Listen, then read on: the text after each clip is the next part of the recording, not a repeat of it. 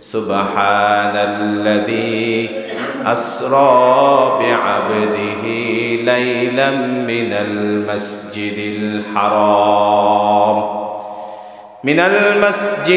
হারাম ইলাল মাসজিদিল আকসাল্লাযী বারাকনা হাওলাহু লিনুরিয়াহু মিন আয়াতিনা ইন্নাহু হুয়াস সামিউল বাসীর।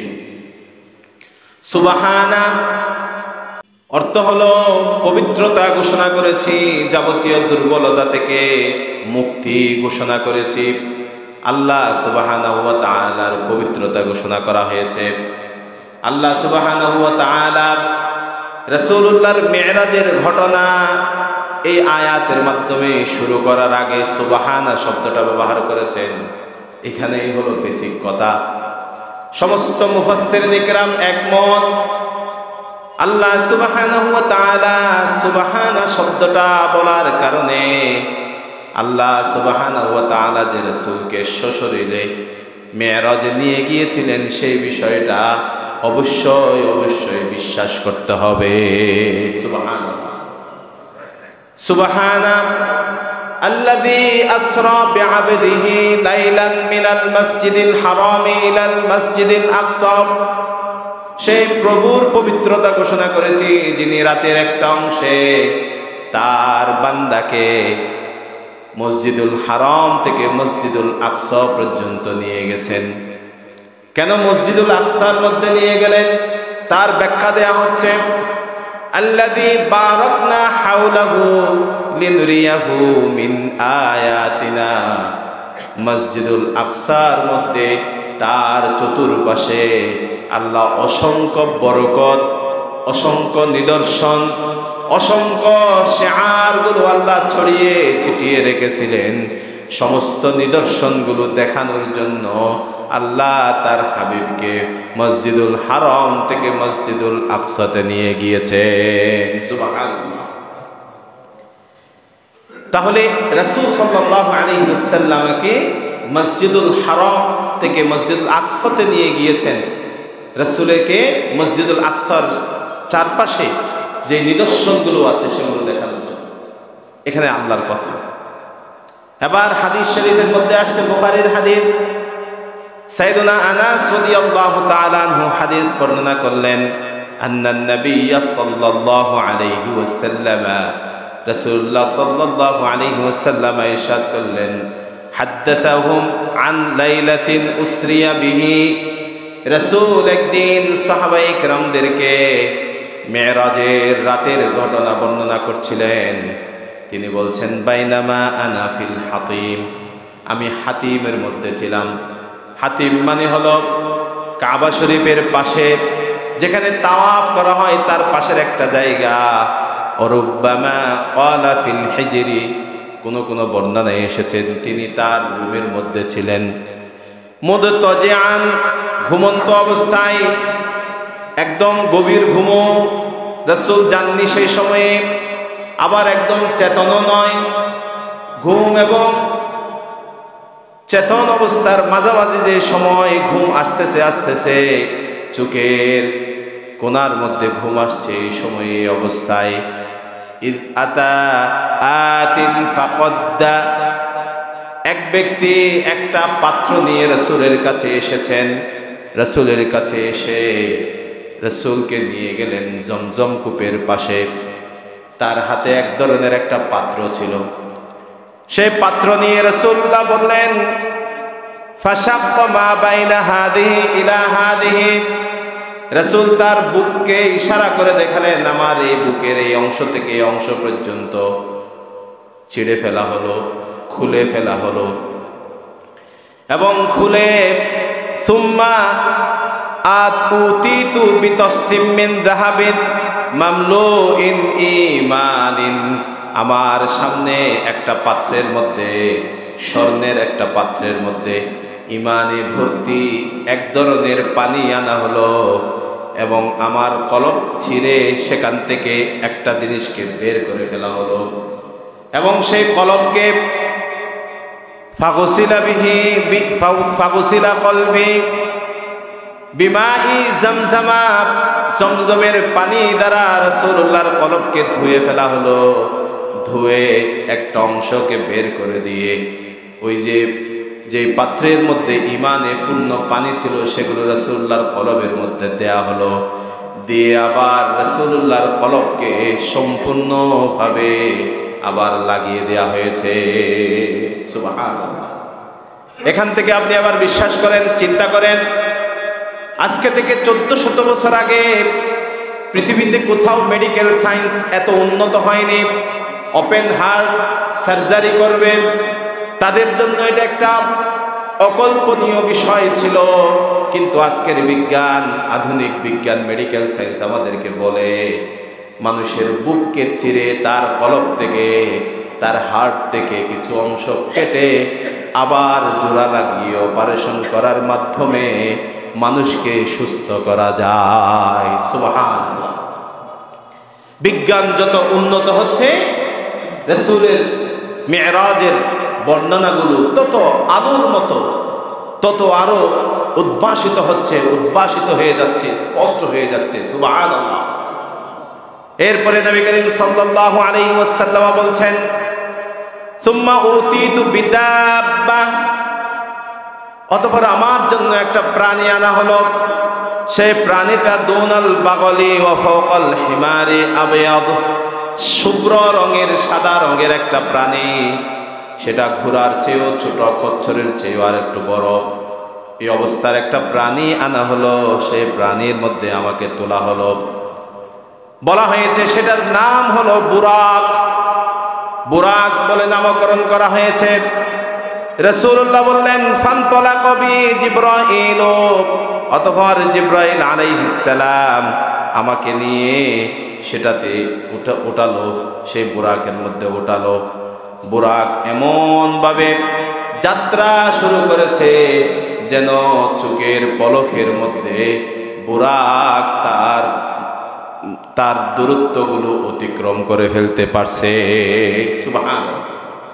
অন্য বর্ণনার মধ্যে আসছে বুরাক তার সামনের কদম এত দূরত্বে গিয়ে দেয়, এত জোরে লাফ দেয়, মানুষ সামনে দৃষ্টিতে যতটুকু দেখা যায়, দৃষ্টিসীমার শেষ প্রান্তে গিয়ে মানুষ বুঝতে পারে, মানুষ দেখবে বুরাক এত দূর পর্যন্ত একটা সেকেন্ডের মধ্যে দূরত্ব অতিক্রম করে ফেলছে। সুবহানাল্লাহ। আপনি দেখেন, নাম রাখা হয়েছে বুরাক। বুরাক শব্দটি এসেছে বারকুন থেকে। আরবিতে ইয়াকাদুল বারকু ইয়াখতাফু আবসারহুম, কোরআনের আয়াত। বারকুন শব্দের অর্থ হলো বিদ্যুৎ। সেখান থেকে আবার বিদ্যুতের গতিতে রাসূলকে নিয়ে যাওয়া হয়েছে। বিদ্যুতের গতি মানে হলো, আমরা বলতে পারি আলোর গতি। আলোর গতি হলো পার সেকেন্ডে 1,86,000 মাইল। এক সেকেন্ডে আলো দৌড়াতে পারে, পথ অতিক্রম করতে পারে 1,86,000 মাইল। আবার বলা হয় আলোর গতির চেয়ে আলোর তরঙ্গের যেই গতিগুলো আছে, বিজ্ঞানী ফুটন, এই যে আপনার বিভিন্ন আলোর তরঙ্গ নিয়ে যারা গবেষণা করে, তারা বলে আলোর গতির চেয়ে কয়েক গুণ বেশি হলো আলোর তরঙ্গগুলোর গতি। সুতরাং মেডিকেল সায়েন্স রাসূলুল্লাহর ওপেন হার্ট সার্জারিকে সাপোর্ট করে। আর বর্তমানে যে আলোর দূরত্ব, আলোর গতি, সেই গতিসীমা আধুনিক বিজ্ঞান, আপনার ফিজিক্সের যেই বিজ্ঞান, মহাকাশ বিজ্ঞান, এই বিজ্ঞানগুলো বলে এরকম দ্রুতগামী যান আবিষ্কার করে, এই রকম দ্রুতগামী বাহন আবিষ্কার করে মানুষ অতিক্রম করতে পারে। বিজ্ঞানীরা গবেষণা করেছে আপনার 1957 সাল থেকে 1969 সাল পর্যন্ত গবেষণা করতে করতে করতে করতে 11 বার যাওয়ার পরে 11তম বারে নীল আর্মস্ট্রং এর নেতৃত্বে চাঁদে গিয়ে উপনীত হয়েছিল। চাঁদের দূরত্ব কত? 2-2.5 কোটি হবে, 2.5 কোটি মাইল, এতটুকুই হবে। এর চেয়ে বেশি 2 লাখ, 2.5 লাখ হবে, 2.5 লাখের বেশি হবে। আর বর্তমানে অনেকগুলো যান পাঠিয়েছে আপনার মঙ্গল গ্রহে। মঙ্গল গ্রহের দূরত্ব মনে হয় 350 কোটির কাছাকাছি। তো এরকম 3.5 লাখ কোটির এই কাছাকাছি, এর চেয়ে বেশি হবে না দূরত্ব। এই 3.5 লাখ কোটি দূরত্ব একটা যান অতিক্রম করে সেই মঙ্গল গ্রহের মধ্যে কি কি আছে, মঙ্গল গ্রহের জায়গা পর্যন্ত বর্তমানে বিক্রি হয়ে যাচ্ছে। আর সেই জায়গায় সুবহানা শব্দটা আল্লাহ ব্যবহার করেছেন। সমস্ত বাধা থেকে, সমস্ত দুর্বলতা থেকে যে রব পবিত্র মুক্ত, সে রব চাইলে আপনার আলোর গতির চেয়েও আরো দ্রুতগামী কোন যানবাহন আল্লাহ তাআলা দিয়ে তার হাবিবকে আরশ আজিম পর্যন্ত ভ্রমণ করাতে পারেন। জোরে বলি সুবহানাল্লাহ। এই কারণে আধুনিক বিজ্ঞান যত উন্নত হবে, ইসলামের কাছে, রাসূলুল্লাহর কাছে, রাসূলুল্লাহর মেরাজের কাছে তারা ধারণা দিয়ে বসে থাকবে। আধুনিক বিজ্ঞানের যত উন্নতি আসবে, আধুনিক বিজ্ঞান ততই ইসলামের কাছে এসে সত্য প্রমাণ করবে এবং ইসলামের কাছে পরাজিত হবে। জোরে বলি ঠিক কিনা? এমন। এরপরে নবী করিম সাল্লাল্লাহু আলাইহি ওয়াসাল্লাম বলছেন, ফানতালাকা বি জিবরাইল, জিবরাইল আমাকে নিয়ে গেল। আমাকে নিয়ে যাওয়ার পরে মসজিদুল আকসার মধ্যে আমাকে নিয়ে গেল। নিয়ে যাওয়ার পরে সেখানে একটা জায়গার মধ্যে আমাদের বুরাকটা বাঁধা হলো। বুরাক যখন বাঁধা হলো, এরপরে মসজিদুল আকসার ভেতরে ঢুকানো হলো। সমস্ত আসমানের এবং দুনিয়াতে যত নবী রাসূল এসেছিলেন সমস্ত নবী রাসূলদেরকে মসজিদুল আকসার মধ্যে আনা হয়েছিল। জিবরাইল আলাইহিস সালাম রাসূলুল্লাহর হাত ধরে বলেছেন, আপনাকে সামনে যেতে হবে। আজকে আদেশ দিয়েছেন পৃথিবীর যত নবী এবং রাসূল এসেছেন সমস্ত নবী এবং রাসূলদের মধ্যে যিনি সরদার হবেন, ইমাম হবেন, ইমামুল আম্বিয়া আজকে ইমামতি করবেন। আল্লাহু আকবার। সমস্ত নবীদের সরদার যিনি মুহাম্মদুর রাসূলুল্লাহ সাল্লাল্লাহু আলাইহি ওয়াসাল্লাম, ওনার নেতৃত্বে, ওনার ইমামতিতে সেদিন সালাত আদায় করা হয়েছে। কোন কোন মুফাসসির বলেছেন এটা এই সালাত মিরাজে অর্থাৎ আসমানে যাওয়ার আগে পড়ানো হয়েছে। হাদিস এটা সাপোর্ট দেয়। আবার কোন কোন মুফাসসির বলেন, মুহাদ্দিসিনে কেরাম হাদিসের তাকরীরের মধ্যে বলছেন এটা হলো আসার সময় পড়া হয়েছে সালাত। আসার সময় রাসূল যখন চলে আসছিলেন, আমরা যেভাবে মেহমানকে কত দূর আগিয়ে দেই, এক এক আসমানে এক এক নবীদের সাথে দেখা হয়েছিল। সেই নবীরা রাসূলকে দুনিয়া পর্যন্ত আগিয়ে দিচ্ছেন।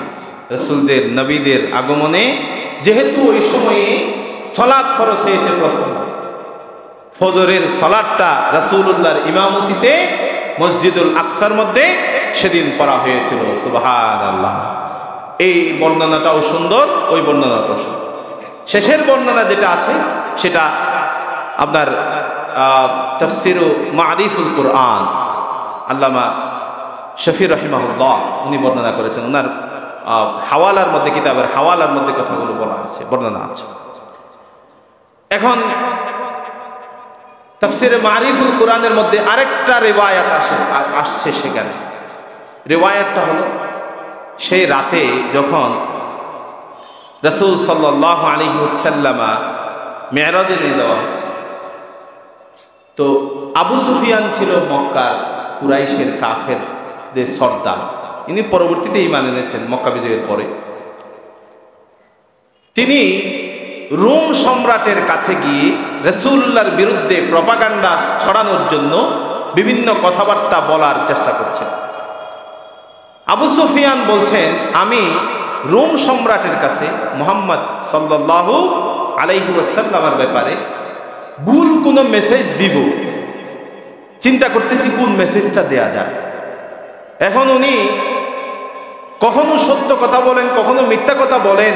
সেই বিষয়গুলো যদি আমি এভাবে বর্ণনা করি, তাহলে উনি আমাকে যদি কোনোভাবে ধরে ফেলেন যে মুহাম্মদ সাল্লাল্লাহু আলাইহি ওয়াসাল্লাম কখনো মিথ্যা বলেননি, মুহাম্মদ সাল্লাল্লাহু আলাইহি ওয়াসাল্লাম কখনো আমানতের খেয়ানত করেনি, মুহাম্মদ সাল্লাল্লাহু আলাইহি ওয়াসাল্লাম একজন খারাপ মানুষ হিসাবে আমি উপস্থাপন করতে চাই, কিন্তু যদি রোম সম্রাট কোনোভাবে বুঝে যায় আমি মিথ্যা কথা বলেছি, তাহলে আমি তার সামনে একটা লজ্জাকর অবস্থায় পড়ে যাব। এটাই তো সম্মানিত মানুষের সামনে আমি যদি তাকে মিথ্যা বলি, সেই মিথ্যা যদি কোনোভাবে ধরা পড়ে তাহলে বিব্রত করে একটা অবস্থায় পড়তে হবে। আমি সেই ভয়ে অন্য কোনো কথা আমি বলতে পারতেছি না। ঠাস করে আমার মাথায় আসছে এই মেরাজের ঘটনাটা। আমি তাকে বলেছি যে দেখেন, সে আসলে খুব উদ্ভট কিছু কথাবার্তা বলে। তার মধ্যে একটা কথা হলো, সে নাকি এক রাতে আমাদের মসজিদুল হারাম থেকে, অর্থাৎ মক্কা থেকে সিরিয়া পর্যন্ত, মসজিদুল আকসা পর্যন্ত এক রাতে নাকি ভ্রমণ করেছে। আচ্ছা আপনি বলেন এটা কি সম্ভব? রোম সম্রাটকে বলতেছে এটা কি সম্ভব? আবু সুফিয়ান বলতেছে, বলে যে না, এটা কি সম্ভব না। তখন পেছনে সেই সময়ের মসজিদুল আকসা নিরাপত্তার দায়িত্ব এবং রক্ষণাবেক্ষণের দায়িত্ব পালন করত খ্রিস্টানেরা। খ্রিস্টানের যে পাদ্রী সেই সময়ে মসজিদুল আকসার প্রধান হিসাবে দায়িত্ব পালন করত, তিনি নাকি সেই সময়ে রোম সম্রাটের কাছে ছিলেন। রোম সম্রাট যখন বলছে তাহলে তো উনি মুহাম্মদ সাল্লাল্লাহু আলাইহি ওয়াসাল্লামের ব্যাপারে কথা হচ্ছে, উনি তো তাহলে অনেক উদ্ভট কথাবার্তা বলেন। সাথে সাথে পাদ্রী নাকি দাঁড়িয়ে গেছেন, দাঁড়িয়ে বলছেন যে জাহাপনা, সে যে রাতের কথা বলছে সেই রাতের ঘটনাটা সত্যি হতে পারে। কেমনে সত্য হবে?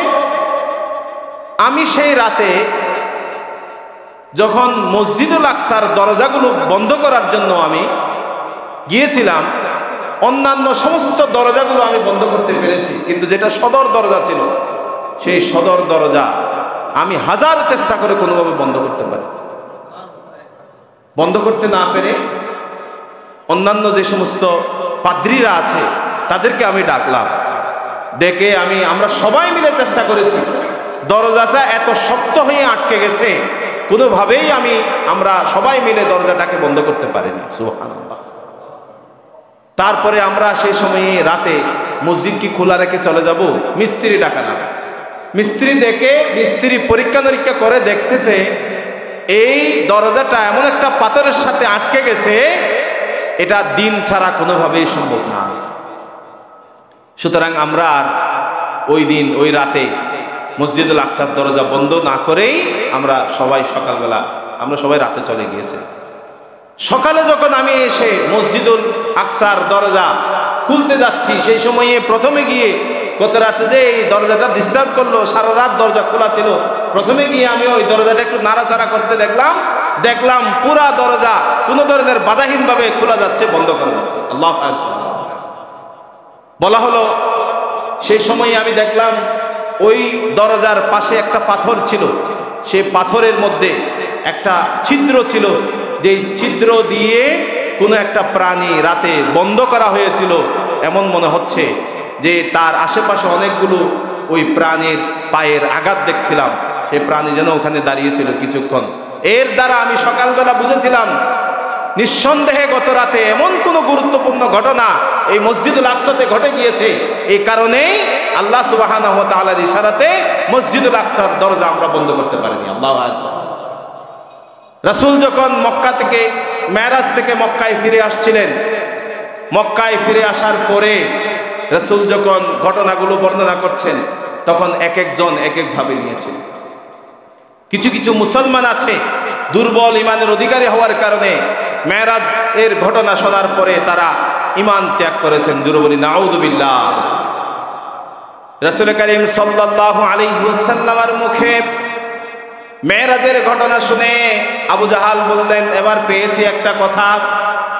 এতদিন যে কথাগুলো বলতো সবগুলো তো বিজ্ঞানসম্মত কথাবার্তা বলতো, বাস্তবসম্মত কথাবার্তা বলতো, কোথাও আমরা তাকে পরাজিত করতে পারিনি। এবার পরাজিত করার মতো একটা ক্লু পেয়ে গেলাম। সাথে সাথে আবু জাহাল চলে গেল সাইয়েদনা আবু বকর রাদিয়াল্লাহু তাআলা আনহুর কাছে। আবু বকর রাদিয়াল্লাহু তাআলা আনহু যখন আবু জাহালের মুখ থেকে শুনল তোমার বন্ধু বলে গত রাত কোনো একটা জায়গায় গিয়েছিল, কোনো একটা জায়গায় গিয়ে সেখান থেকে আবার ফিরে আসছে, সাইয়েদনা আবু বকর রাদিয়াল্লাহু তাআলা আনহু আবু জাহালের চেহারার দিকে তাকিয়ে বলেছিলেন সেদিন, আবু জাহাল এই ঘটনা কি সত্যি?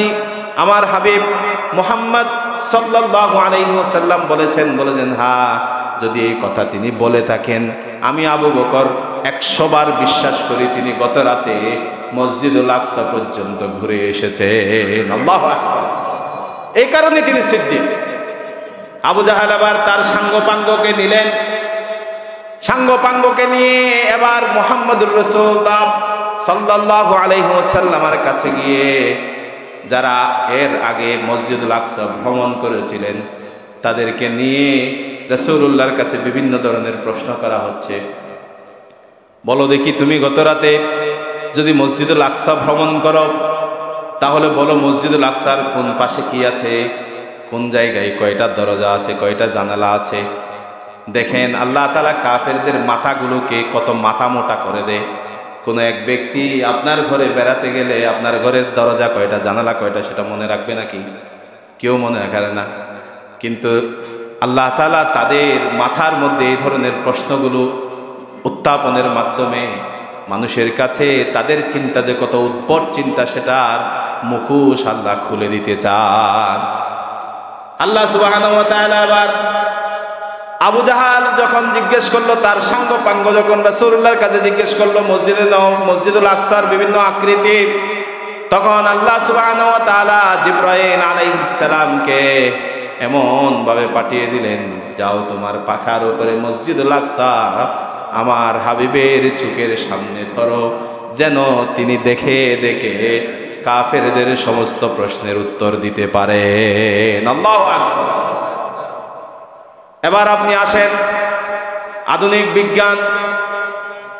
বর্তমানে আপনি থাকুন না কেন, ভিডিও কল যদি আপনি দেন, ভিডিও কলের মাধ্যমে পৃথিবীর সব জায়গাগুলো খুলে দেখানো যায়। পৃথিবীর সব জায়গাগুলো যেখানে আছেন লাইভ টেলিকাস্ট করা যায়। এই লাইভ টেলিকাস্টের বিষয়টা আজকে আপনি আর আমি পেয়েছি, কিন্তু 1400 বছর আগে লাইভ টেলিকাস্টের ব্যবস্থা করে দিয়েছিলেন স্বয়ং আল্লাহ। সুবহানাল্লাহ। এই যে আধুনিক বিজ্ঞান যত সামনে যাবে তত ইসলামের কাছে আধুনিক বিজ্ঞান পরাজিত হবে। ইসলাম সব জায়গায় সর্বকালের সমস্ত বিজ্ঞানকে পরাজিত করে। ইসলাম সব সময় কালিমার পতাকাকে পথ করে উড্ডীন করবে। মুসলমানদেরকে আল্লাহ তাআলা বিজয়ের আসনের মধ্যে সবসময় বসিয়ে রাখবে। এটাই হলো আল্লাহ সুবহানাহু ওয়া তাআলার আল্লাহর খেলা, আল্লাহ তাআলার সবচেয়ে বড় কারামত আল্লাহ তাআলা। এই কারণে এবার নবী করিম সাল্লাল্লাহু আলাইহি ওয়াসাল্লামের হাদিসের দিকে আমরা যাই। হাদিসের মধ্যে বলা হলো, ফান্তালাকা বি জিবরাইল হাত্তা আতাস সামাআদ দুনিয়া ফাস্তাফতাহা। অতঃপর আমাকে নিয়ে যাওয়া হলো প্রথম আসমানে, যে আসমান হলো দুনিয়ার আসমান, সে আসমানের মধ্যে নিয়ে যাওয়া হলো। ফাস্তাফতাহা, অতঃপর দরজার মধ্যে করাঘাত করা হলো। দরজার মধ্যে করাঘাত করার সাথে সাথে ভেতর থেকে আওয়াজ আসলো, মান হাদা, কে এসেছে, কে দরজায় করাঘাত করছে? ক্বালা জিবরাইল, বলা হলো জিবরাইল আলাইহিস সালাম এসেছে। ভেতরের প্রহরী যারা আছে, প্রহরীরা এই সময়ে জিবরাইল আলাইহিস সালাম এই দরজা দিয়ে অতিক্রম করবেন। জিবরাইল আলাইহিস সালাম ছিলেন ফেরেশতাদের মধ্যে সর্বসরদার, যিনি ফেরেশতাদের মন্ত্রী। সেই ফেরেশতাদের মন্ত্রী ফেরেশতাদের কাছে যাচ্ছেন, নিঃসন্দেহে ফেরেশতাদের জন্য গুরুত্বপূর্ণ একটা খবর। ভেতর থেকে আবার আসলো জিবরাইল আলাইহিস সালাম। তো সাধারণত এভাবে আসার কথা না, সাথে কে আছে? মান মাআকা, তার সাথে কে আছে? বলা হলো ক্বালা মুহাম্মাদুন, তার সাথে আজকে মেহমান নিয়ে এসেছেন মুহাম্মাদুর রাসূলুল্লাহ সাল্লাল্লাহু আলাইহি ওয়াসাল্লামকে। এবার দরজা খুলে দেয়া হলো। ভেতর থেকে এবার প্রশ্ন করা হলো, ওয়াকাদ উরসিলা ইলাইহি, ওনাকে কি আনার জন্য, ডেকে পাঠানোর জন্য, মেহমান হিসাবে নিয়ে যাওয়ার জন্য আপনাকে পাঠানো হয়েছিল? জিবরাইল আলাইহিস সালাম বলছেন, হ্যাঁ নাম, আমাকে পাঠানো হয়েছিল। ভিতর থেকে তাকে মারহাবান বিহি, তাকে ইস্তেকবাল দেয়া হলো, গার্ড অব অনার দেয়া হলো। সমস্ত ফেরেশতারা গার্ড অব অনার দিচ্ছেন, রাসূলকে ইস্তেকবাল জানাচ্ছেন, সংবর্ধনা দিচ্ছেন, রাসূলকে সসম্মানে রাসূলকে প্রথম আসমানের মধ্যে বরণ করিয়ে নিচ্ছেন। রাসূল যখন দরজার ভেতরে প্রথম আসমানে ঢুকলেন তখন দেখলেন সেখানে দেখা যাচ্ছে ফাইদা ফিহা আদম আলাইহিস সালাম, সাইয়েদুনা আদম আলাইহিস সালাম প্রথম আসমানের মধ্যে তিনি আছেন। সুবহানাল্লাহ। বলা হলো কেন এসেছেন? জিবরাইল আলাইহিস সালাম এবার উত্তর দিয়েছেন, তাকে নিয়ে যাওয়ার জন্য আমাকে পাঠানো হয়েছিল। তখন রাসূলকে জিবরাইল আলাইহিস সালাম সামনের দিকে নিয়ে গেলেন, বললেন হুয়া আবুকা আদম ফাসাল্লিম আলাইহি, তিনি হলেন আদম আলাইহিস সালাম, তাকে সালাম করেন। রাসূলুল্লাহ সাল্লাল্লাহু আলাইহি ওয়াসাল্লাম বলছেন ফাসাল্লামতু আলাইহি, আমাদের মধ্যে সালাম বিনিময় হলো। ফারাদ্দা আলাইহিস সালাম ক্বালা মারহাবান বিইবনি সালেহ ওয়ান নবিয়্যি সালেহ, আদম আলাইহিস সালাম বললেন হে আমার সৎ সন্তান, আমার পবিত্র সন্তান, আমার ভালো সন্তান, আমার উত্তম সন্তান এবং উত্তম নবী, আপনাকে স্বাগতম জানাই। আপনি প্রথম আসমানের মধ্যে সুস্বাগতম হিসাবে আসছে। রাসূলুল্লাহকে আবার দ্বিতীয় আসমানের মধ্যে নিয়ে যাওয়া হলো। যখন রাসূলুল্লাহকে দ্বিতীয় আসমানের মধ্যে নিয়ে যাওয়া হলো, একই অবস্থা, ভিতর থেকে প্রশ্ন আসলো কে আসছেন? এবার প্রশ্নের উত্তর দেয়া হলো। রাসূলুল্লাহকে দ্বিতীয় আসমানের মধ্যে মারহাবা দেয়া হলো। রাসূল যখন দ্বিতীয় আসমানে উঠলেন তখন দেখলেন ইয়াহিয়া ওয়া ঈসা, দুই খালাতো ভাই ইয়াহিয়া আলাইহিস সালাম এবং ঈসা আলাইহিস সালাম আছে। দুইজনের মধ্যে রাসূল গিয়ে সালাম বিনিময় করলেন। এবার রাসূলকে নিয়ে তৃতীয় আসমানে যাওয়া হলো। তৃতীয় আসমানে গিয়ে দেখছেন ইউসুফ আলাইহিস সালাম, সালাম বিনিময় করা হলো। জিবরাইল আলাইহিস সালাম চতুর্থ আসমানে নিয়ে গেলেন। চতুর্থ আসমানে দেখছেন সাইয়েদুনা ইদ্রিস আলাইহিস সালাম, সালাম বিনিময় করা হলো। এরপরে নিয়ে যাওয়া হলো আপনার পঞ্চম আসমানের মধ্যে। পঞ্চম আসমানে দেখা যাচ্ছে হযরত হারুন আলাইহিস সালাম। এরপরে সালাম বিনিময় হলো। রাসূলকে নিয়ে ষষ্ঠ আসমানে নিয়ে যাওয়া হলো। ষষ্ঠ আসমানে যাওয়ার পরে রাসূল যখন ভেতরে ষষ্ঠ আসমানের মধ্যে উঠলেন তখন দেখলেন ক্বালা হাদা মূসা আলাইহিস সালাম, ষষ্ঠ আসমানের মধ্যে মূসা আলাইহিস সালাম আছে। সালাম বিনিময় হলো। সালাম বিনিময়ের পরে সাইয়েদুনা মূসা আলাইহিস সালাম কান্না শুরু করে দিলেন। কান্না শুরু করে দিয়ে মূসা আলাইহিস সালাম খুব ধুকরে ধুকরে কান্না করছেন।